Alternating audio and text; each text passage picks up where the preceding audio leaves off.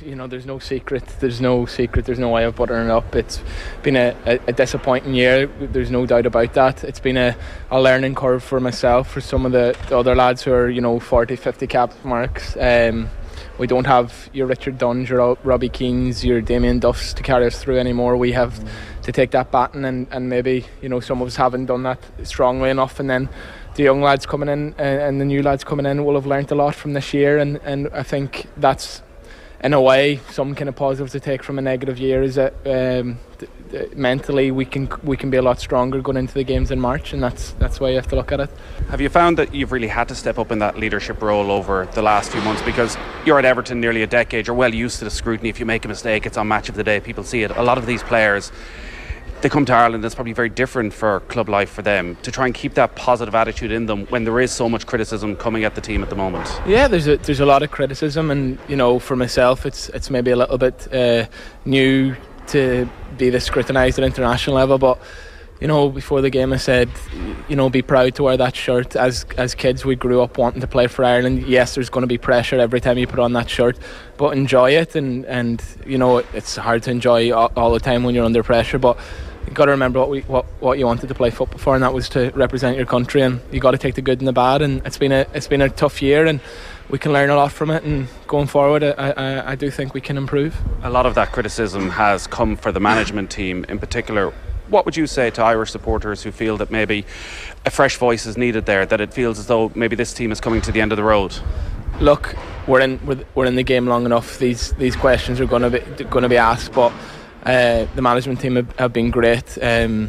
You ask any of the lads, they're right behind us. They're giving us all the confidence they can possibly give us, and I've said it loads of times at club level. We have to take responsibility as well, and that'll always be my stance on things.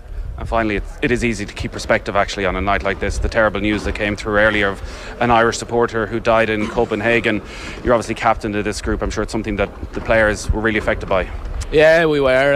It's not right, to say, I'll go away to an Ireland game and I'll see you in a couple of days, and to never come back. It's hard, and we're thinking of him and his family. I think that hit home with myself, and I don't know about a lot of lads, but myself walking over to Clapton at the end of the game. We're disappointed with how the year has went, but could never question an Irish fan. The support we had tonight was unbelievable, and you'd swear we won the game when we went back over them. So it's the fans and the team. We all need to come together, and when we are, we're a strong bunch. And I'm looking forward to the Aviva rocking come March time again, because I fully believe that's possible. Okay, Seamus Coleman finishing the year on an upbeat note. Nathan Murphy joins us from Denmark, where it did seem like he was suggesting that the fans at least were behind the team, but Neil O'Riordan was reporting that they were singing "We Want Delaney Out" at the end. Yeah, they certainly weren't for John Delaney, and I met some of the fans last night, and they were asking, were we reporting on what they were singing about John Delaney and how their flags have been taken away from them. I said, obviously we are. They did go over and they did give the team a polite round of applause, I guess, on the full-time whistle. The key message that was coming out from everybody is Denmark are a quality team. They got to the last 16 of the World Cup, and we've gone away from home and we've kept a clean sheet. Be positive, guys. But the reality is this was Groundhog Day yet again. That I thought we started pretty well for the first 10 minutes. I thought Coleman and Enda Stevens got in the front foot, got forward, that the defenders passed the ball out quite well. But then after 10 minutes, Denmark figured us out. They pushed Coleman and Stevens right back, and then they were just camped in our half for pretty much the entire game. And our midfield, again, was the biggest problem. There was one stage in that second half, I'd say we put together maybe 35, 40 passes, and we never left our half once. And the ball came to Kevin Long, and he just sent it aimlessly forward, straight out of play. And again, Hendrick, Brady, O'Dowda, they just could not get any influence on the game at all. Yeah, because they're not trying to, because they're not good enough, because that's not what the philosophy is. Why? That is the big question, I guess, because if they are good enough, well, then it's a management problem. If they're not good enough, well, then we're in for a decade of disarray and of non-qualification for tournaments. But I think, particularly in the case of of Jeff Hendrick. He hasn't delivered in the green jersey for 2 years, but he has shown at times at Burnley, look, he's dropped out of the Burnley side this season, he's not in good form, that he can respond to organisation, to being put in a situation. Remember, Burnley play him by and large as a number 10. They play him just in behind the striker, and he contributes all the time, but he knows exactly what his system is. We spoke about that yesterday, of knowing where everybody else on the pitch is going to be. But it seems that the problem we have is because Seamus Coleman is the one true natural leader, and maybe Shane Duffy as well, because they're defensive players, there's nobody there to drive it forward. Like last night, watching Aidan O'Brien get sucked further and further back. He spent most of the game 20 yards from the halfway line, inside his own half. You just knew if Robbie Keane was there, Robbie Keane would sit on the halfway line for the entire game, roaring at his teammates to get forward, to get up and support him. Whereas Aidan O'Brien doesn't have that responsibility, doesn't have that sort of experience yet. And we play some sort of counter-attacking game. You'd have to assume we want to play some sort of a counter-attacking game because we certainly don't want to have the ball. But we don't have players who seem to understand that when you win the ball back, you have to have a plan to get forward, that you need to use your pace, that suddenly you need to see Stevens and Coleman bomb forward. You need to see Robbie Brady get forward. I don't remember Robbie Brady, aside from maybe a couple of set pieces, get forward at any stage, get in around the opposition area. So again, I think it just comes back to a lack of game plan.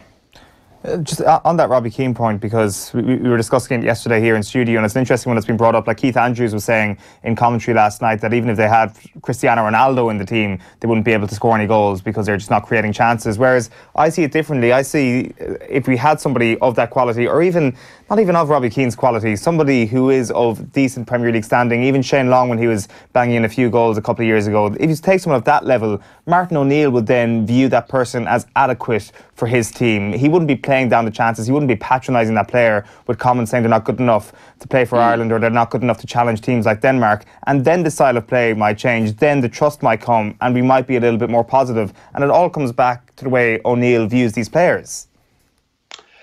Yeah, perhaps. Like, he is probably a bit too honest for his own good when it comes to these players. Like, Aidan O'Brien is a million miles off where Robbie Keane is. He scored 1 goal all season in the Championship. So it's not as though he's in good form and then he arrives to Ireland and suddenly it's beaten out of him.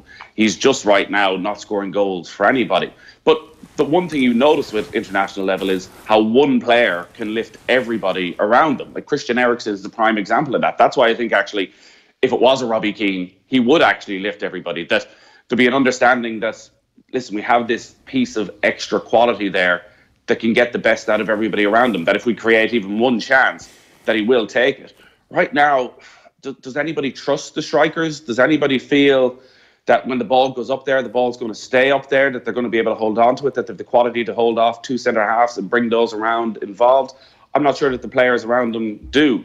But again, I think it means you have to spend all the more time on the training ground trying to find some sort of system, having an absolute 100% understanding of what you're meant to be doing, which right now, again, last night, just didn't seem like it was there. And there's absolutely nothing to suggest that when they come back in March, that they're going to go in for 5 days before that first game and get it drilled into them exactly what Martin O'Neill wants to do. It seems they go on the pitch and they sort of do what they want, that there's no great understanding of, well, Jeff Hendrick is here, Robbie Brady is here, Callum O'Dowd is here. How do we move this up the pitch? I think John Giles would always say, where's it coming from the sideline? Why are Martin O'Neill and Roy Keane spotting this and doing something about it? And it's all right shouting and saying, come on, get forward. You have to be able to actually implement something that allows them to get forward. Yeah, I don't know. What do you think is more or less likely to happen now? Martin O'Neill is more or less likely to be in charge in March? I think he's more likely to be in charge in March because yesterday there was the risk that they could get well beaten. And there were times in that second half where you felt if Denmark got 1, they might have got 2 or 3 quite quickly. The fact that he's got away with last night with a scoreless draw, I think means that there's no great desire to get rid of him. Again, because of the complexity of the Nations League, Dan McDonald was making the point, like maybe you can go through the first couple of qualifiers and let them have him and hope that there is some sort of an upturn. And if it doesn't happen then, you can still make a change, and that next manager will still, in all likelihood, have a Nations League playoff in March 2020 where they'll have a chance to qualify. It's a one-off game, though, right? Yeah, it's 2 one-off games, semi-final, final. You could be away from home. There's no no guarantee you're going to have the big night at the Aviva, even though our better results have obviously been away from home. It's a big risk. It just doesn't feel as though, from listening to people around the Irish team, that there's any rush at all to get rid of Martin O'Neill and Roy Keane. That they got their result last night away from home, clean sheet against a good side, putting out a young team, giving players opportunities. So listen, we just roll on to March and pray to God that somehow it gets a bit better. The point, like, we're having this philosophical conversation about what the team would be like if we had Cristiano Ronaldo in it, or if we'd had Robbie Keane in it, but there's no sign of anybody coming through at that level. So ultimately, the resources that we have are a kid from Southampton who's getting a minute here, a minute there at game time for his club, and not much else. Like a bunch of championship players, there's nothing to look forward to in terms of a Premier League quality player. So all we have is the cunning and guile of the management team, and there has been no evidence over the last year that they're at the required level to take the team forward. It's hard to disagree with that. And I think you look at international football, and at our level, the quality isn't outstanding, which means that good management can lift you quite significantly. I think Northern Ireland are probably the closest and most prime example of that. That if you have somebody who knows exactly what they're about, who, as he says himself, goes in on a Monday, picks his team and spends the entire 4 or 5 days with that 11, figuring out exactly what they're going to do from every set piece, the basics, so that there's some sort of clarity when they get on the pitch. It means that you can rise up a couple of seedings, rather than what we've been doing is just relying on a couple of almost freakish victories here and there. And Martin O'Neill can point to the great away wins, or can point to the night against Germany or the night against Austria. In those games as well, we were fortuitous. Like, I'm not trying to rewrite history on this. They were unbelievable nights. But Shane Long doesn't take that chance. It's the most forgettable game you've ever seen against Germany. That one moment against Austria, they dominated that game possession-wise. So that's not it's not something you can take into the next 2 years, is that maybe on that one night we will turn up. You need somebody who's going to go, this is our base level. This is where we start, and then we go from there. Whereas it still feels as though Martin O'Neill has no great idea when the team go out on the pitch. The players have no great idea when the team goes out on the pitch as to what the shape's going to be, what the style's going to be, and what the performance is going to be, what the level of performance, who's going to show up, who's going to actually go and play well. Did anybody have any idea what sort of performance Aidan O'Brien was going to put in last night? I don't think so. I don't think anybody on that team looked at him and thought, well, here's what this guy is about. It's just pot luck as to how we perform in every game. And it is, I feel, at this level, such a missed opportunity, because a couple of decent performances against teams around you can rise you up to such a high level. And this is the European Championship. One of the reasons why it is so ridiculous with the Nations League is pretty much half the teams qualify. It's hard not to bloody qualify for this. O'Neill was saying after the game last night that his enthusiasm hasn't waned for managing Ireland. Like, how is that possible? How is it possible to be in that position and your enthusiasm hasn't waned? Do you buy that? You got to believe what he's telling you, I guess. Listen, if you're picking up a sizable paycheck and you're at that stage of life, maybe you are quite enthusiastic, and maybe you turn up and you've got a pep in your step and you think, yeah, I can actually achieve something with these players. It isn't that long since he had Robbie Brady's goal in Lille. Like, maybe those moments make it all worthwhile, and the challenge of somehow trying to get to a high of that does keep him enthusiastic. He's the only one right now, I think, who's enthusiastic about this team.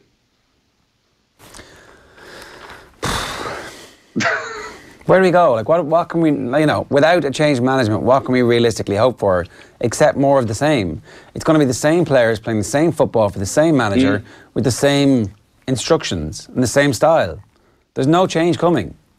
No, there's absolutely no change coming. What you're hoping for is that you get a nice draw for Euro 2016, that, I don't know, you get a team in pot 2 that maybe you can somehow beat at home, and then you can draw away from home and you win your other games and you grind it out, and who knows, you have that freakish result against your top siege, drawn against England, and it's the most incredible night at the Aviva Stadium, and that gets you through and you qualify for the Euros. And quite frankly, all of this is forgotten about if we're standing in the Aviva Stadium on that first night of Euro 2020. But it's forgotten about for that night. But you could always cure the ills that are there, the deep-rooted ills that there's no players coming through right now. You could say Premier League level. You could always have made a case for the team up to I would say the Denmark game this time last year when they hammered us, that there was enough quality in the team that we were going to be able to achieve something. But that has dissipated enough to the point where you're like, there's just not enough quality. Players aren't playing enough football. They're not in their club teams. They're not the best player even at a lower level in the Championship, or at this point I would take the best player on any team in League One and go, yeah, well, let's see what you can do for us at international level. We don't have the players doing that who are then forcing their, like, I don't know, maybe that's not true, because we had a player playing in the Premier League who was playing really well who couldn't get in the team, so it just doesn't make any sense.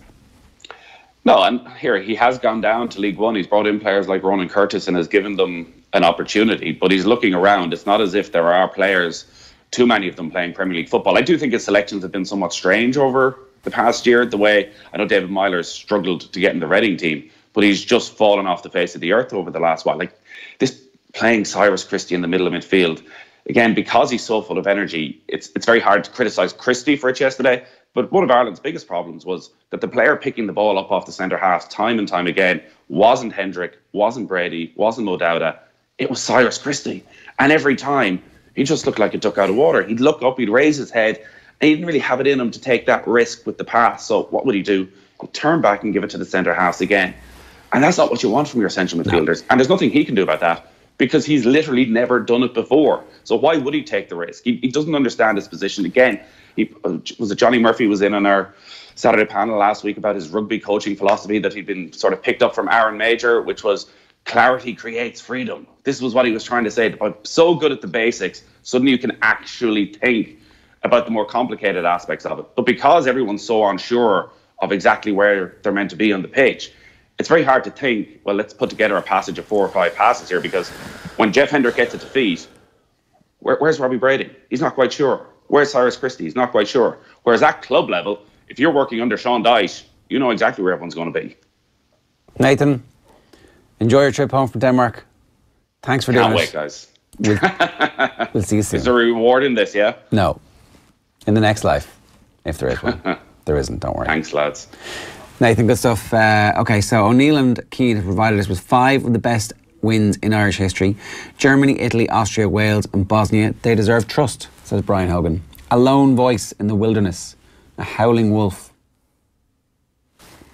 Germany, Italy, Austria, Wales, Bosnia. Fair point. Yeah, he's right. It's hard to disagree with that, isn't it? Do managers get worse to the point where they're this bad over that short a period of time? No, or they don't. Were those results perhaps not based too much on management? 5 would be 5 fluky results. Yeah, 5 is a lot. They deserve credit for that, no question. What if it was James McCarthy taking the ball instead of Cyrus Christie? Is he a Jenga piece that transforms things a little bit? Of course he is. Of course he is. Like a central midfielder who has been a consistent Premier League midfielder, as opposed to Cyrus Christie, who's not a central midfielder and is just starting to become a consistent Premier League player. It's like chalk and cheese. Yeah, so we'll be a much better team with him in it. Of course it would. So everybody stop panicking, Brian Hogan's right. No? I see, the thing is, I think he's missed a year of football now, basically. Yeah, well, I'm not saying that James McCarthy will get back to that level. I think the level he has been at, it's not as simple as that. But I would say he would be an upgrade on Cyrus Christie. Yes, I think that much is fair to say. Are we panicking though? Are we at the stage of panic, or are we at resignation? Dean Jones of Bleacher Report just tweeted rumours about Manchester United being linked with Declan Rice.